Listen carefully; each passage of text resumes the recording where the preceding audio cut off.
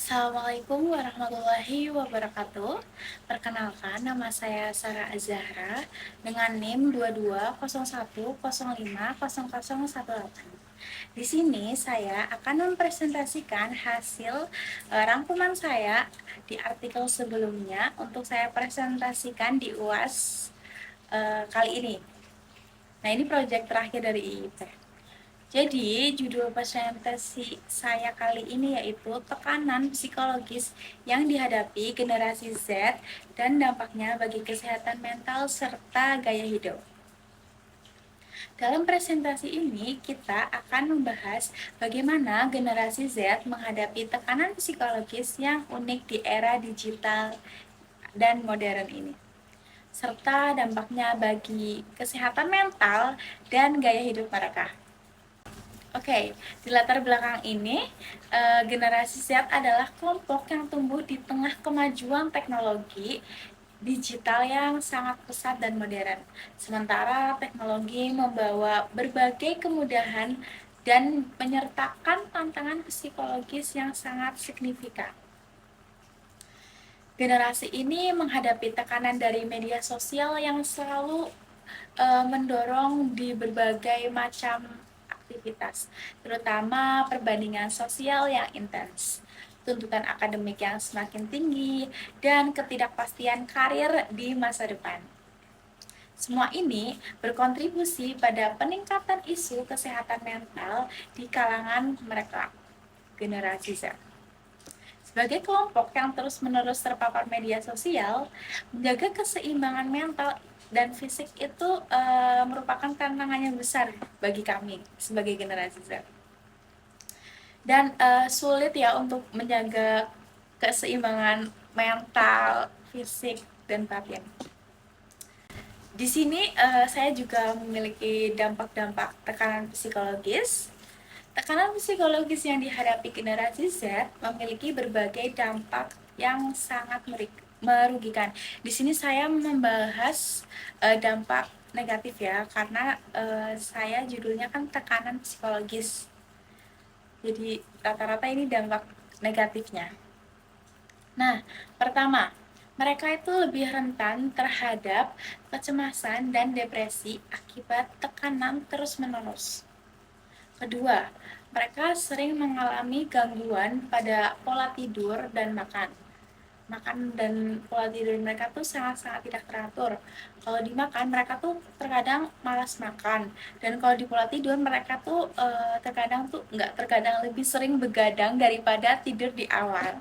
Karena menurut mereka tuh sudah kecenderungan di sosial media dan pasti mereka selalu bersosial media sebelum tidur.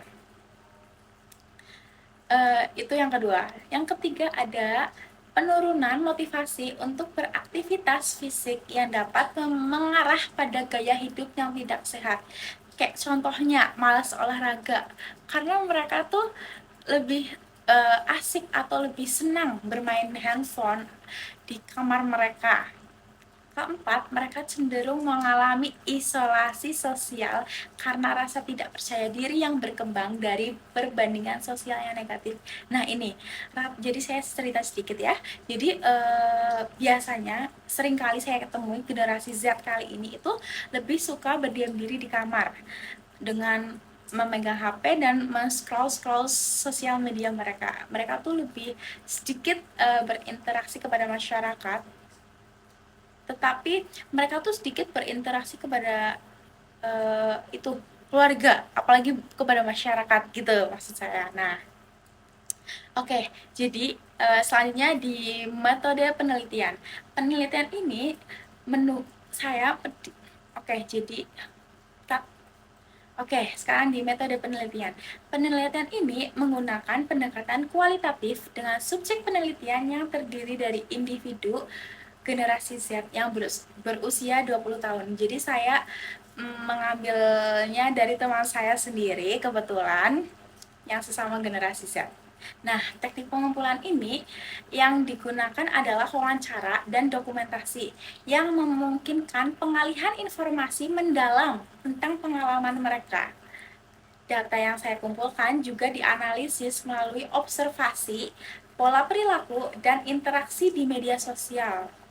Untuk memahami bagaimana media sosial mempengaruhi kesehatan mental bagi mereka. Kebetulan saya juga udah berkoneksi di media sosial, jadi lebih gampang. Nah, selanjutnya di pembahasan nih, tuntutan akademik telah menjadi salah satu sumber stres utama bagi generasi Z. Dengan tekanan ini, seperti kita tuh dituntut untuk selalu berprestasi, untuk selalu nilainya bagus. Nah, itu tuh menurut generasi Z sekarang itu tuh tuntutan utama yang membuat kami, para generasi Z itu stres. Nah, ada pula media sosial juga turut memperburuk situasi ini dengan memperkenalkan perbandingan sosial yang tidak sehat, yang menurunkan harga diri dan meningkatkan kecemasan, stres, dan overthinking.